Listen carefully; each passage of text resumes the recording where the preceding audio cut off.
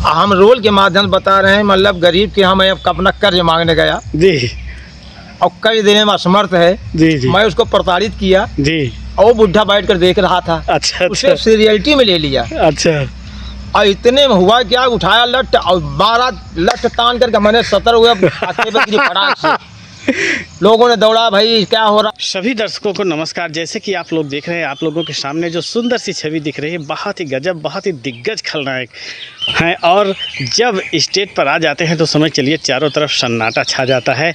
तो आइए देखते हैं भैया जी का क्या संघर्ष रहा है, कहाँ कहाँ से अपना जो है पदार्पण करके किस नौटंकी पार्टी में इस समय बने हुए हैं। आइए भैया जी से जानते हैं। भैया जी नमस्कार। नमस्कार भैया जी क्या नाम है आपका? तो साथियों, मेरा नाम पवन पटेल जी। कहाँ के रहने वाले? आधारगंज जी। तहसील रानीगंज जी। जनपद प्रतापगढ़। जी। तो पता बताने के लिए बहुत बहुत धन्यवाद। तो एक चीज़ बताइए सर जी, आप पढ़ाई कहाँ तक किए हैं? आपने सही पूछा। मैंने इंटर किया जी। 1986 में मैंने साइंस से इंटरमीडिएट करके जी जी। अपनी पढ़ाई को समाप्त कर दिया। जी। तो इंटर के बाद क्या सिचुएशन आ गया कि आगे पढ़ाई नहीं हो पाई? हाँ, आपने सच पूछा। मेरा एक उद्देश्य था, बहुत बचपन का एक शौक़ था कि हम काम करेंगे फिल्मी दुनिया में। जी जी। तो मैंने यहाँ से अपने इंटर को पढ़ाई समाप्त करने के बाद मैंने बॉम्बे पहुँचा। जी। तमाम कलाकारों से मुलाकात भी हुई, लेकिन तमाम अपना पैसा खर्च करने के बावजूद जी जी। मैं उस कामयाबी तक नहीं पहुँच पाया जी। और निराशा मेरे हाथ लगी। जी। तो मैंने वहीं जो वापस चला आया कि अब मैं फिल्मी दुनिया में नहीं पहुंच सकता, क्योंकि फिल्मी दुनिया पहुंचने के लिए बहुत सारे पैसा चाहिए, जी। सहयोग चाहिए जी। और लोगों से अच्छा योगदान भी मिलने जरूरी है। जी जी। किसी ने मुझको दे नहीं पाया। पैसा तो मैंने खर्च कर दिया, लेकिन मुझको सहयोग नहीं मिला। जी। फिर मैंने वहीं वापसी कर आया, फिर अपने उत्तर प्रदेश आया, अपने वतन। जी। तो मैंने सोचा कि क्यों ना हम थोड़ा सा कुछ बन के दिखाएँ। जी। तो मैंने नौटंकी जगत में जब कदम रखा, जी जी, तो एक हमारे महान कलाकार जो कि इस दुनिया में नहीं हैं जी, उनका शुभ नाम राम आश्रय खलनायक जी, तेजपुर के निवासी हैं वो। अच्छा अच्छा। और ज़्यादातर वो काम क्या हम जानते हैं, उन्हीं कंपनी में काम करते थे, अयोध्या पागल की कंपनी में। बहुत गजब की पार्टी थी, हम भी देखे थे। वास्तव में जैसे नाम है वैसे काम भी था। मैंने उनसे मुलाकात किया कि पवन भाई ऐसा है, नौटंकी लाइन में आप आइए, आपका स्वागत, मैं सिखाऊंगा। जी। तो उन्होंने बड़े संघर्ष किया हमारे साथ।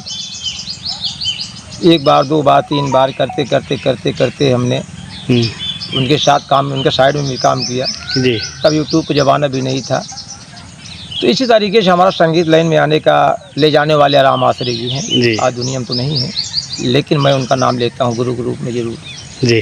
तो आपका जो संघर्ष रहा है फिल्मी दुनिया में जाने का, तो यहाँ पर जब आप बॉम्बे गए हैं माया नगरी में, तो किसी के संपर्क से गए होंगे कि? जी हाँ, आपने सच कहा। जी। हमारे ही बाबूपट्टी के जी अमिताभ बच्चन जी। जी। मैं उनके बिल्डिंग पे गया, चूँकि हो सकता है कि उनके पिताजी के पूर्वजी स्थल यही है। जी जी। हमारा सहारा जरूर करेंगे। जी। लेकिन पहुंचने के बाद देखिए बड़े आदमी मुझको नकार दिए, पहचाने नहीं। अच्छा अच्छा। उस वक्त मैंने 4 लाख रुपये बर्बाद किया था 1988 में। बहुत गजब, नाकाम हो। उस समय 4 लाख बहुत मायने रखता था। देखिए माया नगरी जैसे है उसी तरह से पूरी तरह से माया छाया रहता है। अगर आपकी पकड़ है, आपका पहचान है, तो आप सक्सेस हो जाएंगे, नहीं तो एकदम पूरी तरह से निराशा हाथ लगी जाती है। तो भैया जी ने जो सफ़र तय किया, बहुत ही अच्छा सफ़र तय किया और सीख एक अच्छी मिल गई कि समझ चलिए जो कहते हैं दुनिया में सब पराए ही होते हैं, समय हो तो बलवान हैं, लेकिन यहाँ आपके लिए तो दूसरा दरवाज़ा था। जो दरवाज़ा खुला था उस दरवाजे में आप पैर रखे, लेकिन 4 लाख गंवाने के बाद।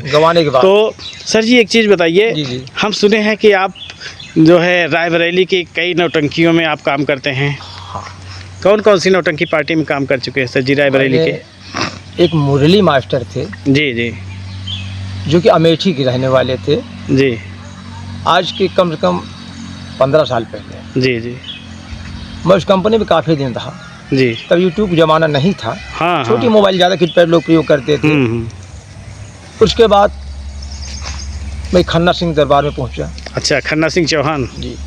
कुछ दिन वहाँ काम करने के बाद मास्टर फकीरे के यहाँ आया जी। तो मास्टर फकीरे के यहाँ हमको नहीं जमा। देखिए मैं अपने सत्यता को बता रहा हूँ। फिर मैंने यहाँ से उड़ान भरा जी, पहुँच गया गोंडा जी। तो सर जी हम थोड़ा सा विराम लेना चाहते हैं जी जी जी कि ये जो फकीरे जी की चर्चा किए हैं, जी। क्या कारण रहा है कि आप वहाँ से वापस चले आए? बिल्कुल आपने सच पूछा। देखिए हमारा आने का मेन मकसद ही ये था रिटर्न मारने का कि हम ड्रिंक नहीं करते अच्छा अच्छा अच्छा और ड्रिंक से हमें एलर्जी है। जी। तो लोग उसमें मैंने ये देखा कि 99% लोग ड्रिंक का सहारा ले रहे हैं। जी। तो जिस जगह प्रोग्राम करने जाते थे वहाँ 8-9 बजे तक लोग ड्रिंकबाजी करते थे। ओहो। तो मेरे कोई जमा नहीं। हमने कहा प्रोग्राम खत्म हुआ, आदमी अपने वतन या दूसरे जगह पे जाना है। जी। तो मैं नहीं जमा, इसलिए मैंने कहा भाई ये हमारा तालमेल नहीं बन पाएगा। जी। और रही बात पैसे की, पैसे तो भाई हमारा जो आपका तय था वो देते जरूर। तो मैंने फिर वापसी मार के गोंडा साइड निकल गया। जी। गोंडा में मैंने 7 वर्ष तक लगातार एक पार्टी में काम किया, मास्टर राम सहाय प्रधान। बहुत गजब। वहाँ जबकि मेरे साथ में लड़कियाँ ही, लड़की का रोल लड़कियाँ ही करती थी जी जी। और जेंट्स अपना रोल करते थे। मतलब जेन्युइन रोल होता था। जी, जी। अगर हीरोइन का रोल है तो लड़की ही कर बिल्कुल रही लड़की है, करेगी। अगर हीरो का रोल है तो लड़का कर रहा लड़का है। करेगा। जी। बड़ा अच्छा सहारा मिला, बड़ा अच्छा योगदान मिला, लोगों का प्रशंसा हमारे किए। जी। लेकिन वहाँ हमारा सिंगल प्रोग्राम जो होता था जी वो मेरे लिए भारी हो जाता था। जी जी जैसे कल प्रोग्राम है जी तो हम आज से निकलें या कल निकलें सुबह से, तो जी। दिन भर के इधर आकाश होता था, फिर नाइट प्रोग्राम करके रिटर्न मुझे आना पड़ता था। इस तरीके से काम चलता रहा। लेकिन हमें दूर के नाते से हमें जवाब देना पड़ा कि हम नज़दीक वाली कंपनी नहीं, काफ़ी दूर पड़ जाता है गोंडा। काफ़ी 250-300 किलोमीटर एक तरफ पड़ता है। तो वहाँ ले जाने वाले आपको कौन थे कि आपको गोंडा आप पहुँच गए? हाँ आपने सच कहा। ये हमारे बगल में एक हमारे गांव सभा में एक जिसे हिंग बेचने वाले आ जाते हैं, जी, कभी गांव में आते होंगे। जी जी। उनसे मुलाकात हुई तो उन्होंने मेरे चेहरे पर आशिक हुए, कहे कि यार हमारे यहाँ एक पार्टी है चल रही है, अगर काम करना चाहो तो मैं लिवा चलूँ। बात ही बाद में तय हो गया, मुझको लिवा गए वहाँ और मैं जम गया, मैं वहीं रहने लगा। अच्छा अच्छा। और अगर सिंगल प्रोग्राम होता था एक दिन खाली, दूसरे दिन तो नहीं वापस नहीं आता था। मैं उसी जगह पर रहता था भाई, उन्हीं का खाना पीना सब था जी। लेकिन बाद में थोड़ा घर का काम आ गया तो भाई घर काम नहीं कर पाते थे जी। तो इसलिए हमने कहा दूर के नाते थे मास्टर साहब अलविदा कर दीजिए, मैं वहाँ नज़दीकी कंपनी में रहेंगे। तो मैं अपने क्षेत्र में जब आया जी तो यहाँ तो तमाम कंपनियाँ हैं जी। किसके पार्टियों में गिनाऊँ, मतलब कहीं 2 महीना, कहीं 1 साल, कहीं 2 साल। नहीं, कुछ पार्टियाँ के नाम गिनाते चलेंगे तो थोड़ा सा। ठीक है, मास्टर दयाराम के मैंने 1 साल लगभग रहा। जी जी। तालमेल नहीं अच्छा बना, मैंने जवाब दे दिया। जी। उसके बाद अब आपसे क्या बताऊँ, एक पार्टी हमारे यहाँ चलती थी, रमेश नादान जो कॉमेडी बना रहे हैं। जी जी। आर के नादान, उनकी जो कॉमेडी है हम ही लिख के देते हैं। इन्होंने काफी दिन पार्टी चलाए थे जी। मैं विलन का रोल तब भी करता था। अच्छा अच्छा। कम 5 साल तक मैंने उस कंपनी में काम किया जी। लेकिन बाद में कैसे हुआ बिखराव कर दिए या बंद कर दिए। तो हमने कहा भाई चलो तुम भी ठीक नहीं है। फिर मास्टर हारून कंपनी में पहुंच गया। अच्छा। ये आपके कांधोपुर वाले हैं। हाँ हाँ, हारून जी की जानते हैं, लाल जी वाली पार्टी इस समय चल भी रही है। उनका भी लोकेशन हमारे यहाँ आता है। मैं उनके कंपनी में लगभग 2-3 साल काम किया जी। काम करते करते फिर तालमेल डैमेज हुआ जी। फिर एक साल बहदोई की कंपनी है पट्टी के लगे। हाँ हाँ हाँ। वहाँ मैंने 4-5 साल समय बिताया जी। फिर उसके बाद आते जाते फिर इस समय मैं पहुँच गया मास्टर लाल सिंह की कंपनी में, न्यू आदर्श चंदन स्वर संगीत पार्टी। तो भैया जी जैसे अपना संघर्ष बताए हैं बहुत ही गजब, 1 मिनट फिर से काट ले। तो भैया जी ने जो अपना संघर्ष बताए हैं बहुत ही गजब, बहुत ही संघर्षपूर्ण संघर्ष रहा है इनका। और ऐसी पार्टी में भैया जी काम करके लौटे हैं जहां पर जाना सबके बस की बात नहीं है, लेकिन इस समय पूरी तरह से रमे हुए हैं माननीय श्री लाल सिंह के साथ में, जो कि बहुत ही गजब, बहुत ही मस्त नौटंकी पार्टी चलती है। एक से बढ़कर एक सितारे हैं इस नौटंकी पार्टी में। और जहां ये नौटंकी पार्टी अपना प्रोग्राम प्रस्तुत करती है एक डंका बजा कर आती है, बहुत गजब का प्रोग्राम होता है।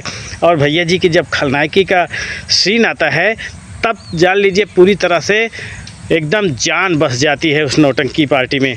तो भैया जी एक चीज़ बताइए, लाल सिंह से आपसे कैसे संपर्क हो गया? संपर्क क्योंकि एक दिन मैं मोहम्मद से गाड़ी लेके आ रहा था, हमारी पहले मुलाकात नौटंकी जगत में। जी।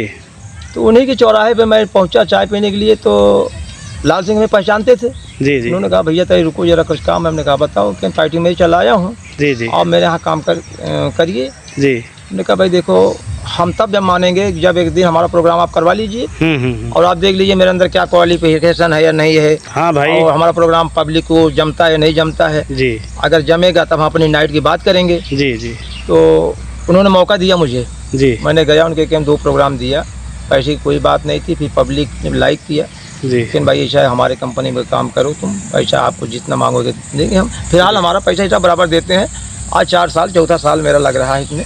मैं लगातार उनकी पार्टी में काम कर रहा हूँ और आशा उम्मीद भी रखो जो कि मैनेजर पद पर भी हूँ मैं। बहुत बड़ी जिम्मेदारी मेरे कंधे पर है इस वक्त। सर जी इसी बीच में हम आपसे थोड़ा सा विराम लेना चाहेंगे और एक चीज़ पूछना चाहेंगे कि लाल सिंह की पार्टी में पहले आप थे, फिर बीच में खलनायकी करने लगे थे दिनेश जी।